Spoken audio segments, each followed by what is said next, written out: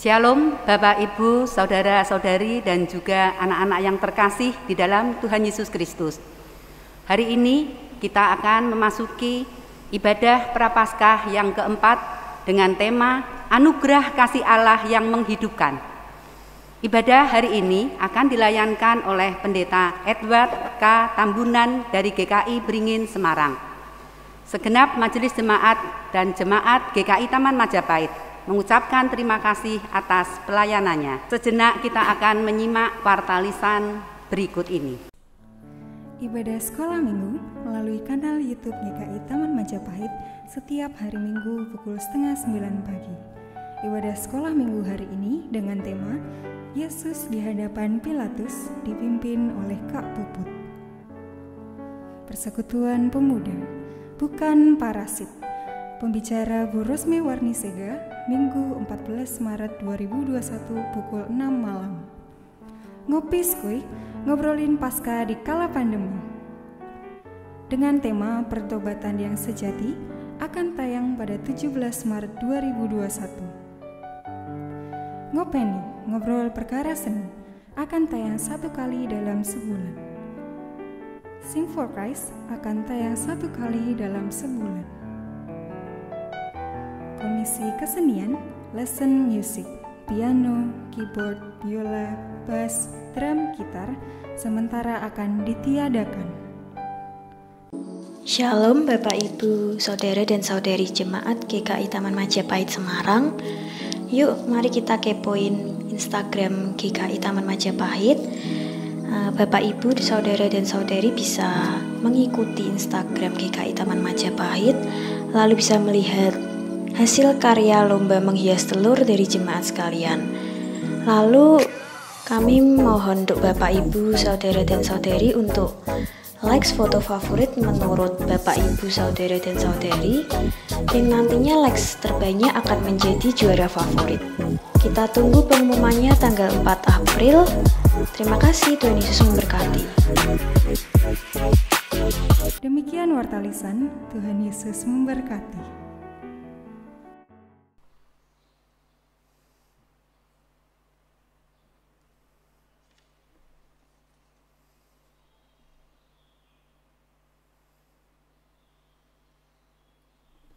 Allah hadir di sini mengundang kita.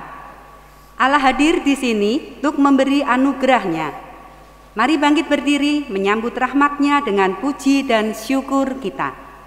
Bersama-sama kita akan pujikan pujian dari Kidung Jemaat 18, bait 1 dan 4. Allah hadir bagi kita.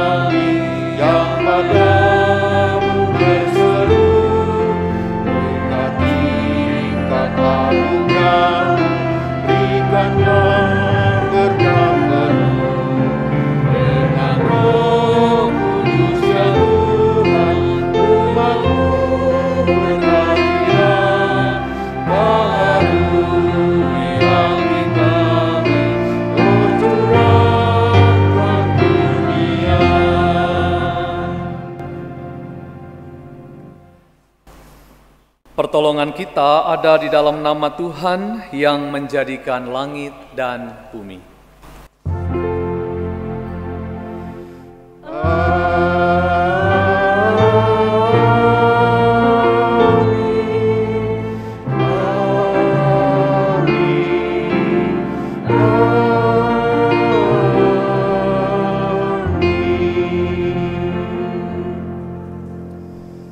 Tuhan menyertai saudara. Dan menyertai saudara juga. Saudara, hari ini kita akan menggumuli satu tema, anugerah kasih Allah yang menghidupkan. Melalui ibadah ini kita diajak untuk memahami dan mengalami anugerah kasih Allah dalam Kristus yang membawa kehidupan, keselamatan, dan pemulihan bagi kita yang berdosa. Melalui tema ini kita juga diajak mengalirkan kasih Allah yang membawa kehidupan bagi sesama kita. Marilah kita mengakui dosa-dosa kita di hadapan Tuhan. Tuhan, kami membuka diri di hadapan-Mu. Di hadirat-Mu yang kudus, nyatalah betapa hina hidup kami, betapa banyak noda celah kami. Kami bersujud dan membawa dosa-dosa kami di hadapan-Mu. Kata-kata, pikiran, dan sikap hidup kami yang tercela. Sikap yang kurang mengasihi-Mu dan sesama. Tuhan, kami tak ingin lagi lekat pada dosa. Kami ingin lekat padamu. Kami tak ingin lagi menuruti hawa nafsu. Kami ingin mengikuti kehendak-Mu. Dalam nama Yesus kami berdoa. Amin. Saudara, demikian berita anugerah diberikan bagi kita menurut Roma 5 ayat 17. Sebab jika oleh dosa satu orang maut telah berkuasa oleh satu orang itu, maka lebih benar lagi mereka yang telah menerima kelimpahan kasih karunia dan anugerah kebenaran akan hidup dan berkuasa oleh karena satu orang itu, yaitu Yesus Kristus. Demikianlah berita anugerah dari Tuhan. Syukur kepada Allah.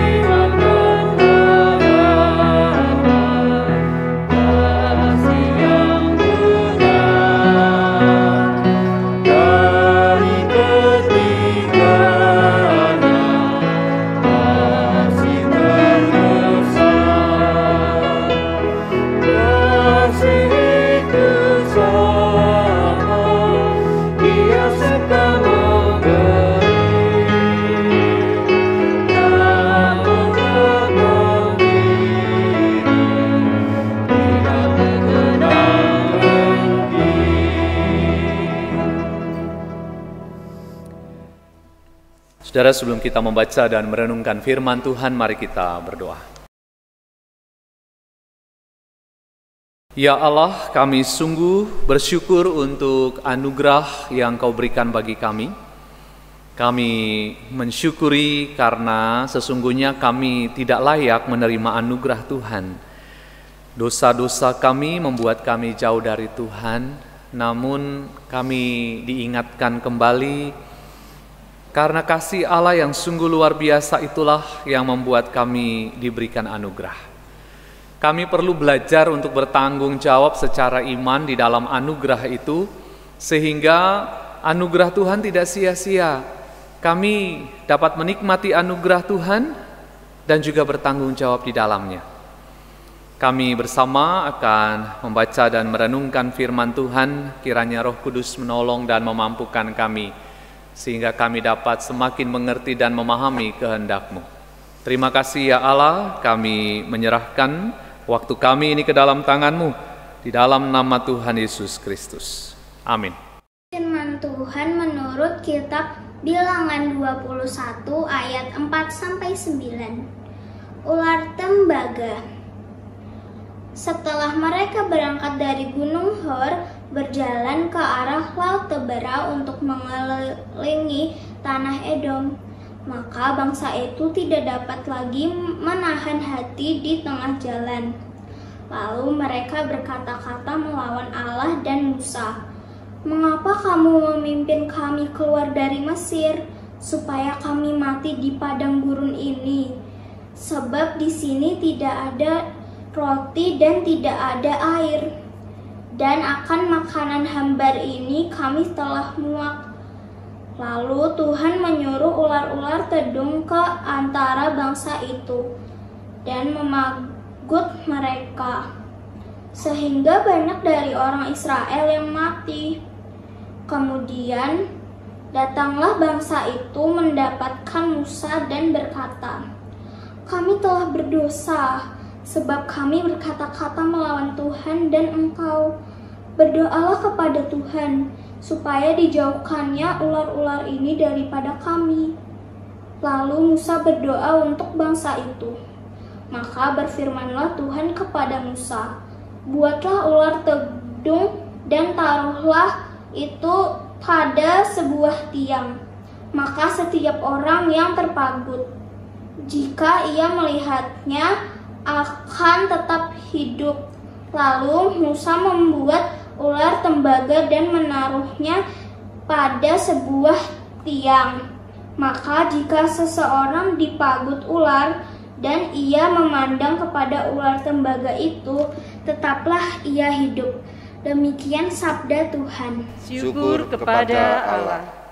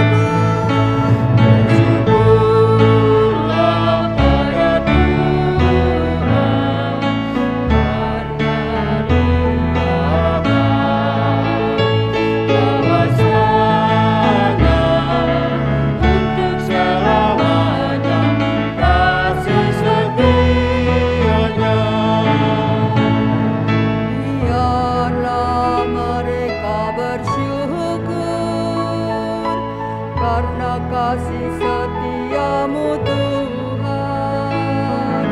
karena perbuatannya yang ajaib pada manusia. Biarlah mereka persembahkan syukur, korban syukur kepada Tuhan, dan menuturkan karya-karya Tuhan dengan sorak-sorai.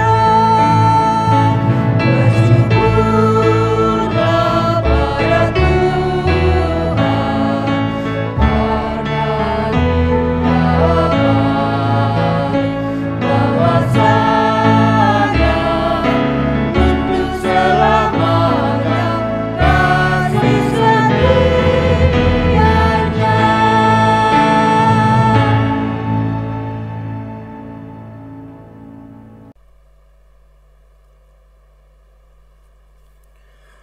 Bacaan kedua terambil dari Efesus 2 ayat 1 sampai 10. Semuanya adalah kasih karunia. Kamu dahulu sudah mati karena pelanggaran-pelanggaran dan dosa-dosamu.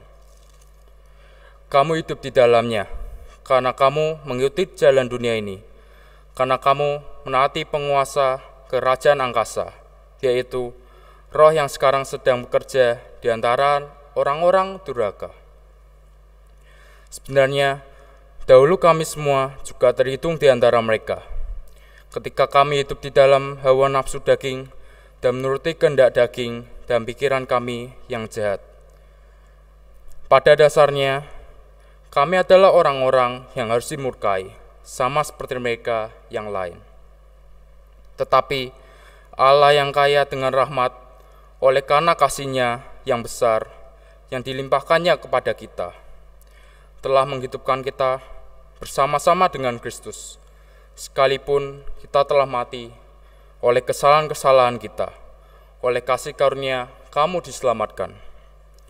Dan di dalam Kristus Yesus, Ia telah membangkitkan kita juga dan memberikan tempat bersama-sama dengan Dia di surga, supaya pada masa yang akan datang Ia menunjukkan kepada kita kekayaan kasih karunia-Nya yang melimpah-limpah, sesuai dengan kebaikan-Nya terhadap kita dalam Kristus Yesus. Sebab karena kasih karunia kamu diselamatkan oleh iman.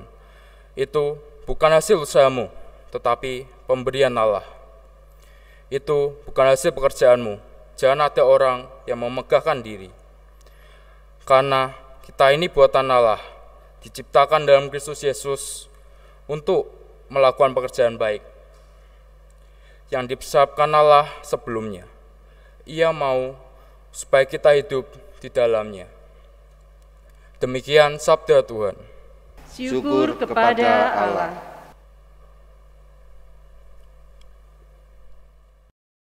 Saudara, kita akan perhatikan pembacaan Yohanes pasal yang ketiga. Yohanes 3 ayat 14 sampai 21.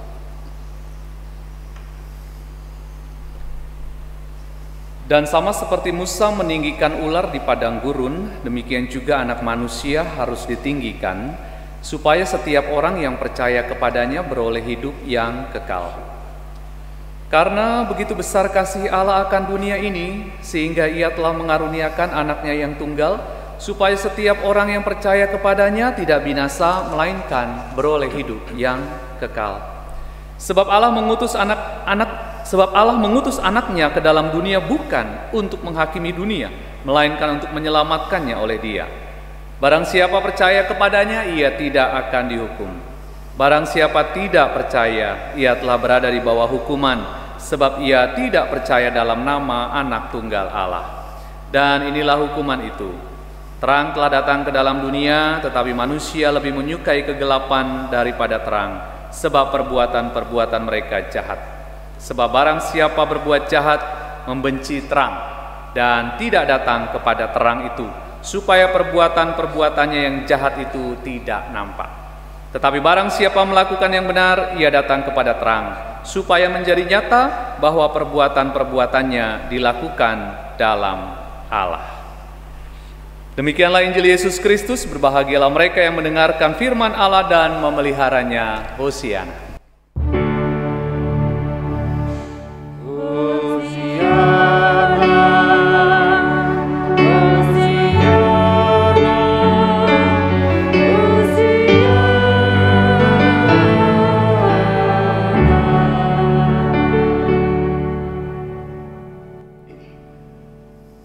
Saudara, kalau kita memperhatikan tema hari ini, maka kita bisa melihat ada beberapa bagian penting di sana, dan saya akan memulai dari kata menghidupkan.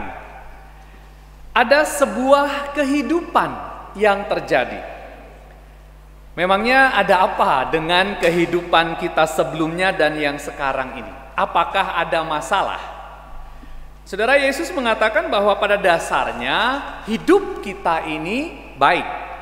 Bahwa hidup ini kemudian menjadi tidak baik, itu bukanlah alasan untuk kita menolak hidup.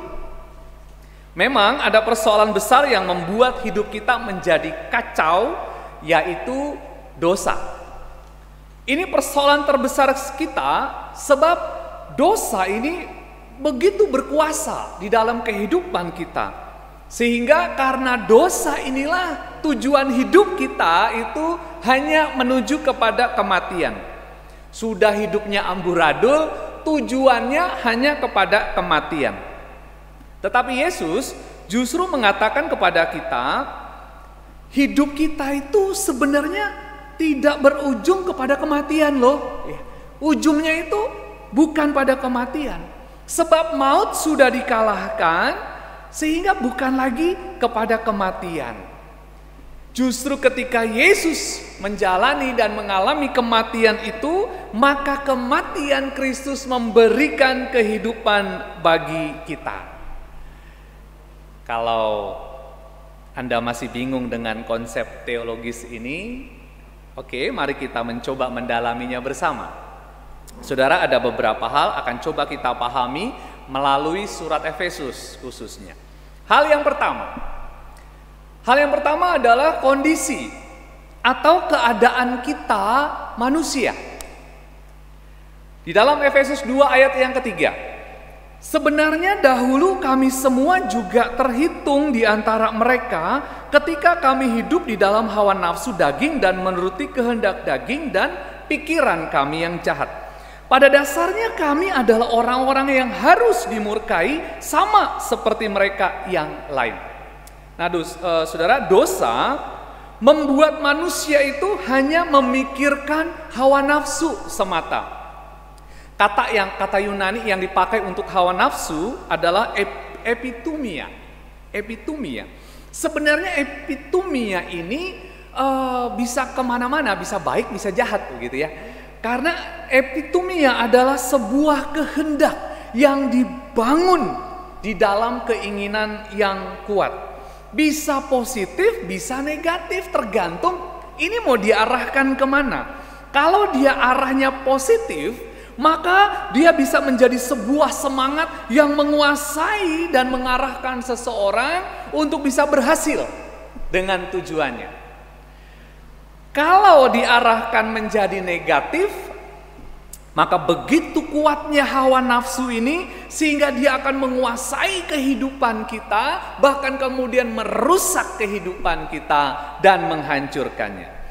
Itu sebabnya Paulus mengatakan, ketika, ini kalimat dalam bentuk lampau nih saudara ya, ketika kami hidup di dalam hawa nafsu. Ya, ini dia bercerita ketika yang lalu ya. Begitu kuatnya hawa nafsu ini sehingga yang dilakukan itu cuma dosa. Dulu ketika kami hidup dikuasai oleh hawa nafsu, yang kami lakukan itu cuma dosa. Dan Paulus menyadari bahwa hidup di dalam hawa nafsu itu sesungguhnya hanya berujung kepada dua hal, yaitu kehancuran dan hukuman Allah. Nah, apa yang muncul dari ayat ini adalah sebuah kesadaran, ajakan untuk sadar ajakan untuk memahami dari Rasul Paulus. Banyak orang tidak sadar kalau dia sudah bersalah, ya. Kadang-kadang kalau ketemu orang seperti ini tuh rasanya gimana ya, nganyelke, jengkel, udah salah tapi nggak sadar kalau dia salah. Udah nggak sadar, ngotot, itu paling nggak enak sekali. Banyak orang tidak mau merendahkan dirinya untuk mengakui bahwa dia salah, bahwa dia berdosa. Sebab kesombongan dan keakuan diri yang begitu kuatnya yang membuat mereka tidak sadar. Nah saudara, apakah kita sadar sekarang ini dengan situasi kita sebagai orang berdosa? Sadar enggak bahwa dengan hawa nafsu yang begitu kuat akan membawa kita kepada penghukuman Allah? Paulus tahu, saudara, dia sadar. Dan seolah-olah mengatakan bahwa kita tuh nggak bisa loh melakukan apapun untuk menyelamatkan diri kita.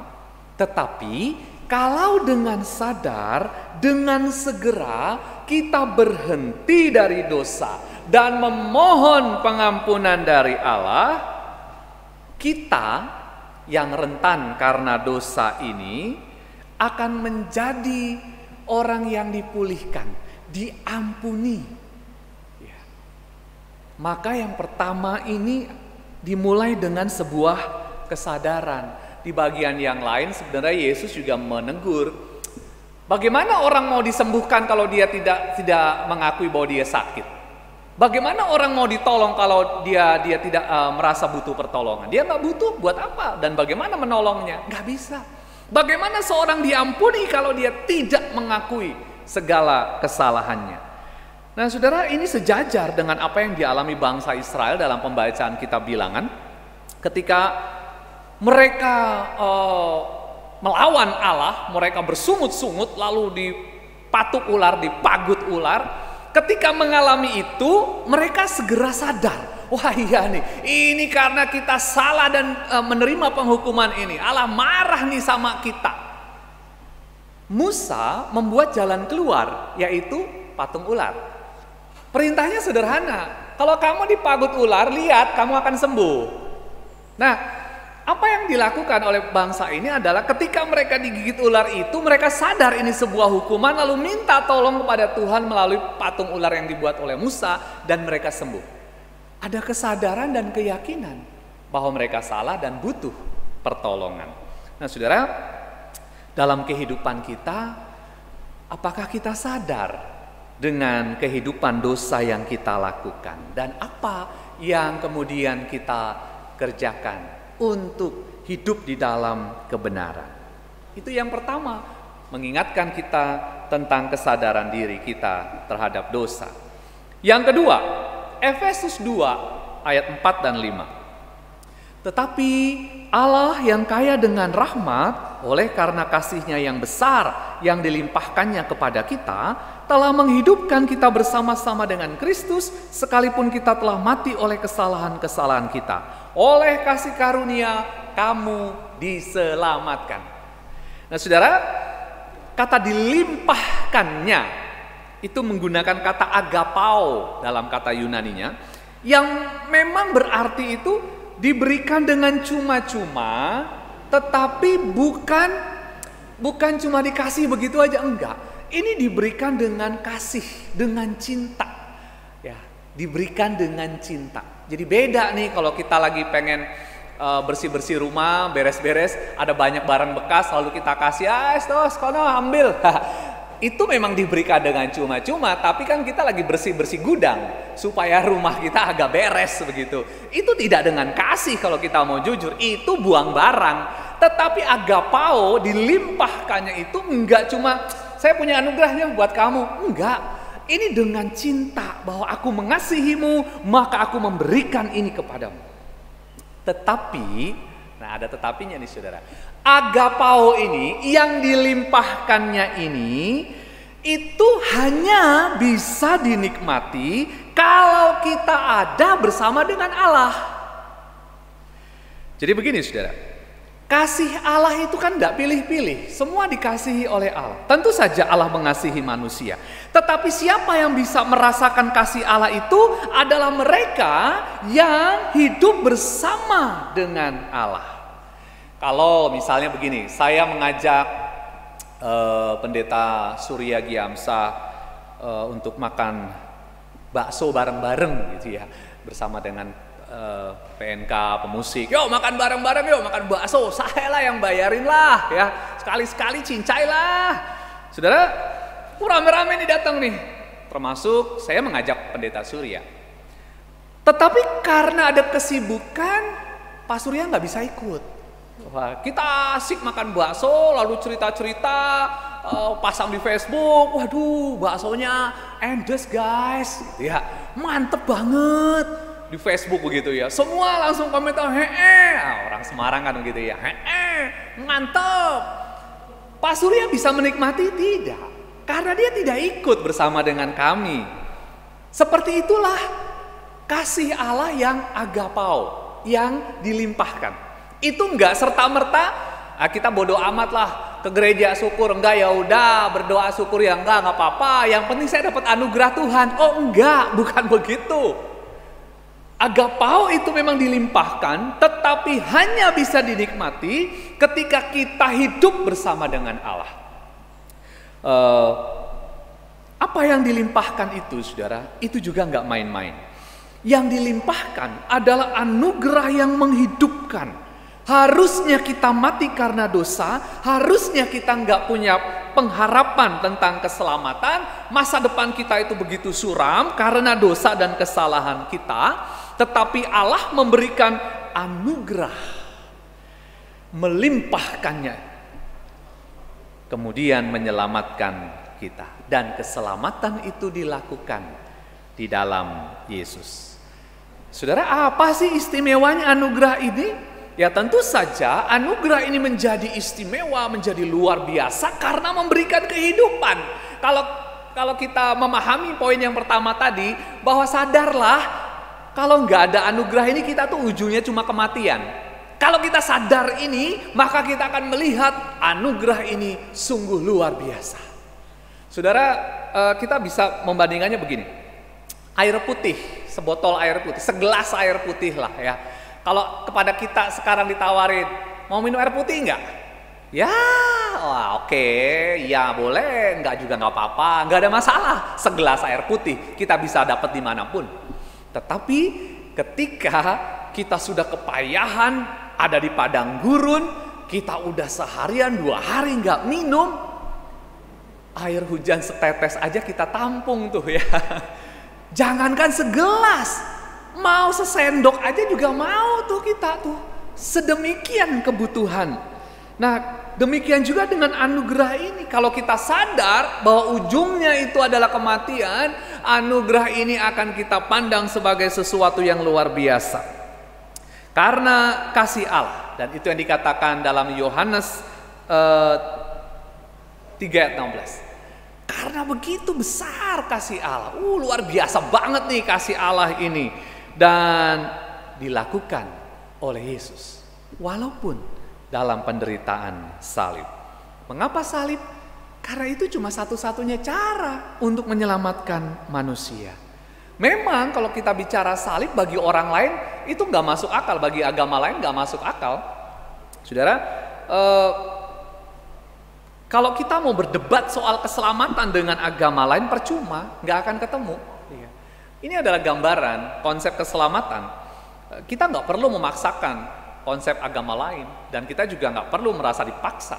Hargai saja. Agama lain mengatakan bahwa kita bisa kita bisa menyelamatkan diri kita sendiri, tapi kita nggak tahu caranya. Maka yang diperlukan adalah guru selamat yang mengajarkan kepada umatnya bagaimana caranya selamat. Nah, itu sebabnya diajarkan ritual-ritual ya, amalan-amalan, ibadah, berpuasa ya, ibadah tuh dapat pahala, berpuasa dapat pahala, melakukan kebaikan dapat pahala. Jadi kita ngumpulin pahala supaya kita bisa selamat. Sebab ini kita bisa tahu ya, Kita mampu nih gitu. Tapi kita perlu diajarin.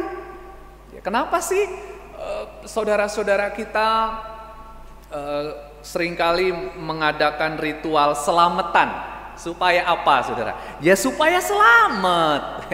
Lalu diajarilah caranya. Selamatan itu harus bagaimana, ritualnya begini dan begitu, ya. Tujuannya seperti itu.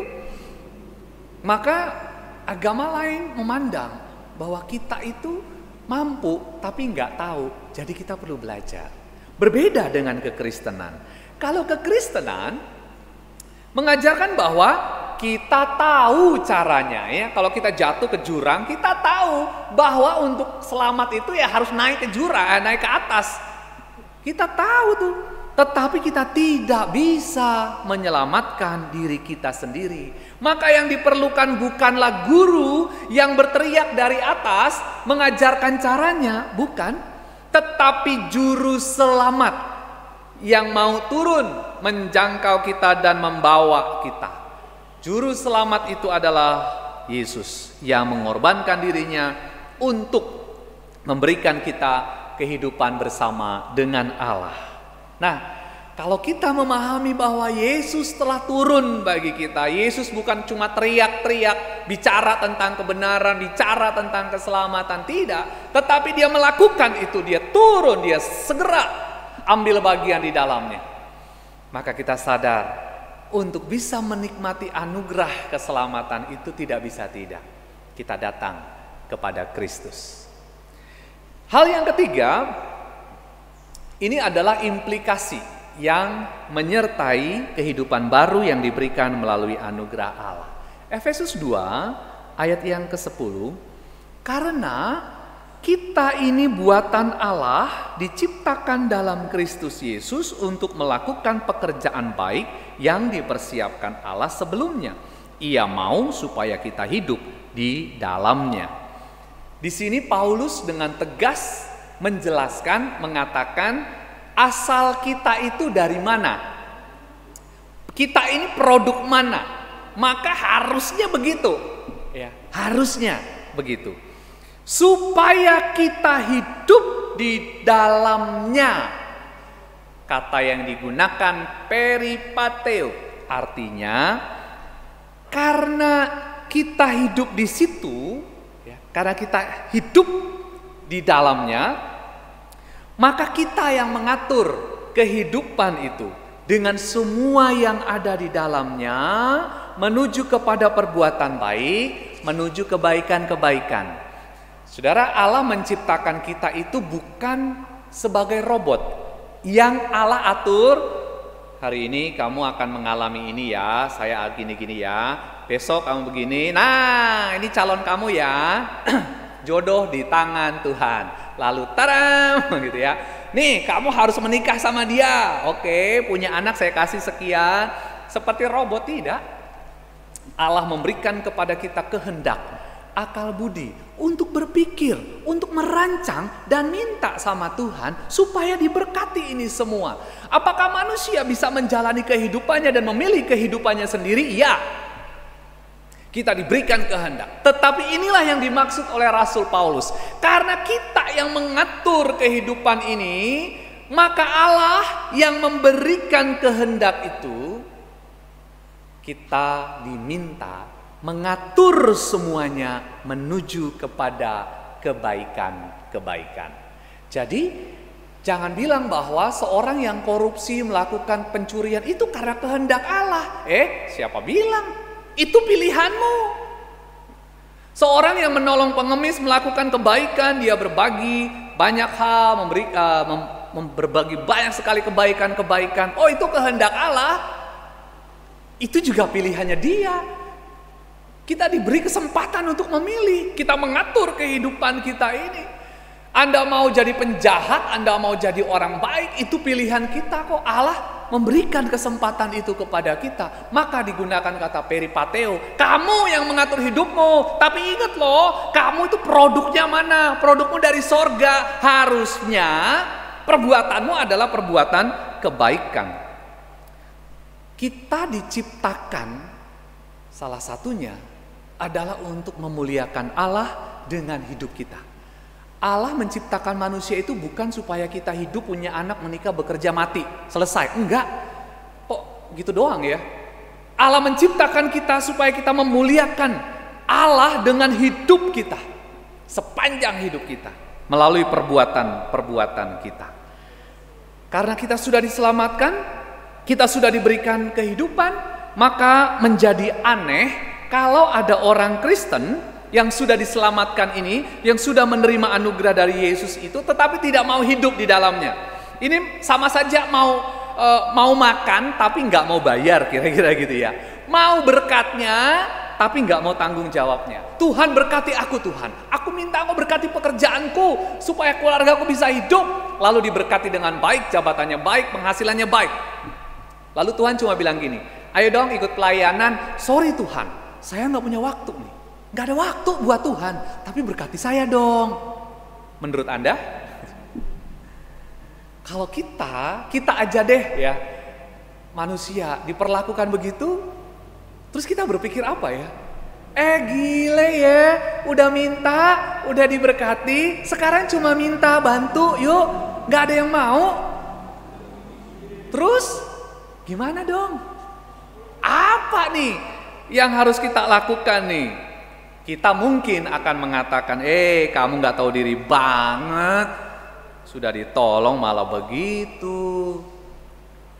Tetapi saudara, mari kita evaluasi diri kita. Jangan-jangan kita nih yang termasuk orang-orang yang dalam tanda petik nggak tahu diri nih. Bagaimana? Sudah diberikan anugerah, Tuhan minta atur dong. Kamu sudah diberikan anugerah dengan cinta kasih, hiduplah di dalamnya, atur tuh semua kehidupanmu menuju kebaikan. Sudah atau belum? Kita sudah melakukan kebaikan belum? Apakah kita sudah saling menerima satu dengan yang lain? Saudara, tanggung jawab hidup dalam kebaikan ini bukan supaya kita selamat loh, bukan. Kebaikan-kebaikan yang kita nyatakan bukan supaya amal kita diterima di sisi Tuhan, bukan. Tetapi kebaikan-kebaikan itu adalah ciri-ciri orang yang sudah diselamatkan. Kebaikan itu adalah wujud bahwa Allah ada, hidup di dalam kita. Sebab Allah adalah kasih. Maka menjadi aneh jika kita mau diselamatkan, tapi kita tidak mau tanggung jawabnya. Aneh kalau Anda mengaku pengikut Kristus, tetapi tidak bisa menunjukkan kasih. Itu sebabnya identitas yang paling bisa kita nampakkan sebagai pengikut Kristus, sebagai orang-orang yang sudah diselamatkan, adalah bagaimana menunjukkan kasih. Saudara, kalimat ini sangat bagus. Melakukan kebaikan, kebenaran, dan keadilan adalah ciri khas anak terang. Harus ada pada pengikut Kristus. Sebab dengan sikap inilah kita menyatakan bahwa anugerah Allah itu sungguh nyata. Dengan menunjukkan kasih, dengan menunjukkan kebaikan, kita mau bilang pada semua orang, saya punya Tuhan, saya punya Kristus yang mengasihi. Buktinya apa? Kamu terima kebaikan. Kita senang tuh dengan kalimat yang mengatakan diberkati untuk menjadi berkat. Oh, itu senang banget ya. Senang di kalimat, di bagian diberkatinya. Tetapi apakah kita sungguh-sungguh menjadi berkat? Diberkati untuk menjadi berkat.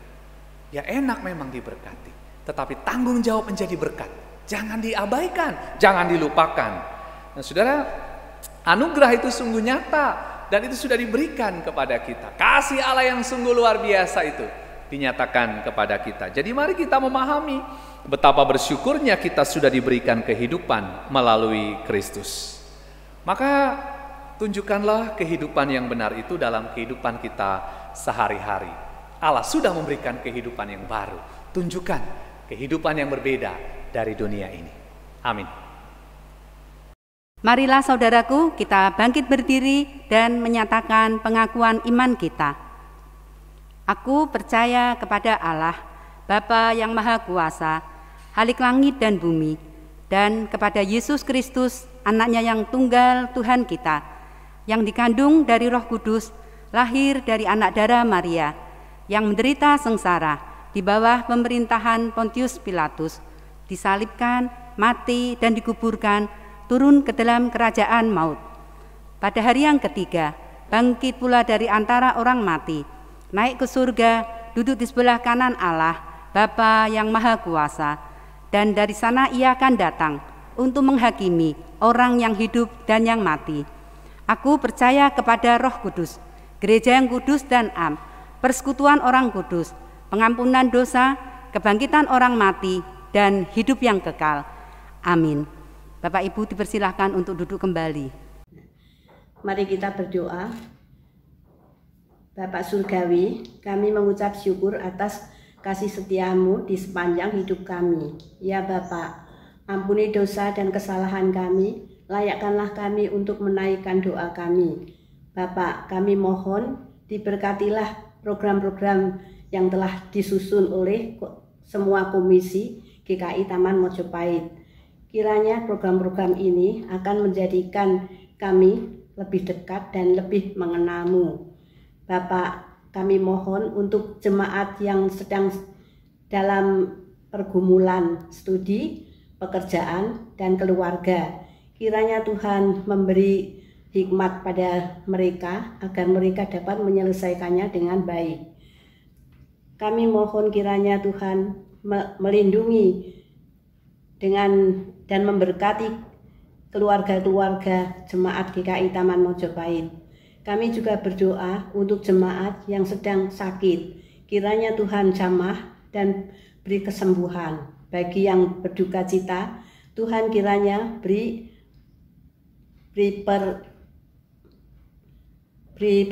penghiburan. Dan untuk yang berulang tahun, kiranya Tuhan tambahkan hikmatnya. Ya Bapak, kiranya Tuhan beri perlindungan dan kedamaian untuk kota Semarang ini, dan untuk bangsa dan negara. Tuhan berikan damai sejahtera. Bapak Surgawi, kami juga mohon bebaskanlah kami dari virus corona yang sedang melanda di seluruh bumi. Kiranya Tuhan turunkan tangan untuk mengusir virus corona ini dari muka bumi ini. Terima kasih Bapak untuk berkat yang telah kami terima. Kami mohon kiranya Bapa mau menerima persembahan kami yang tak seberapa ini hanya untuk memuliakan nama-Mu. Mari kita berdoa. Bapa kami yang ada di surga, dikuduskanlah nama-Mu, datanglah kerajaan-Mu, jadilah kehendak-Mu di bumi seperti di surga.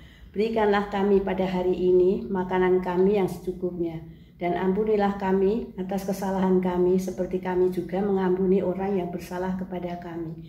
Dan janganlah membawa kami ke dalam pencobaan, tetapi lepaskanlah kami daripada yang jahat. Karena Engkaulah yang empunya kerajaan dan kuasa dan kemuliaan sampai selama-lamanya. Amin. Tiba saatnya bagi kita semua untuk menyampaikan persembahan syukur kita. Firman Tuhan yang akan menjadi dasar pemberian kita diambil dari 1 Tawarik 29 ayat yang ke-14 yang berbunyi demikian. Sebab siapakah aku ini dan siapakah bangsaku, sehingga kami mampu memberikan persembahan sukarela seperti ini? Sebab daripadamulah segala-galanya, dan dari tanganmu sendirilah persembahan yang kami berikan kepadamu. Kita akan melihat tayangan berikut.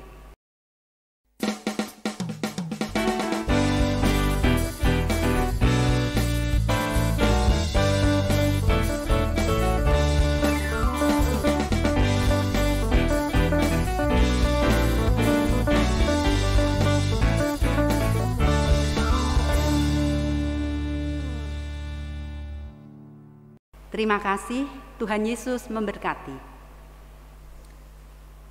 Saudara, anugerah kasih Allah yang agung telah tercurah membawa kehidupan baru, kehidupan yang utuh, kehidupan kekal bagi kita. Marilah kita teruskan anugerah kasih Allah yang membawa kehidupan ini kepada sesama kita melalui tutur kata, sikap, dan perbuatan kita.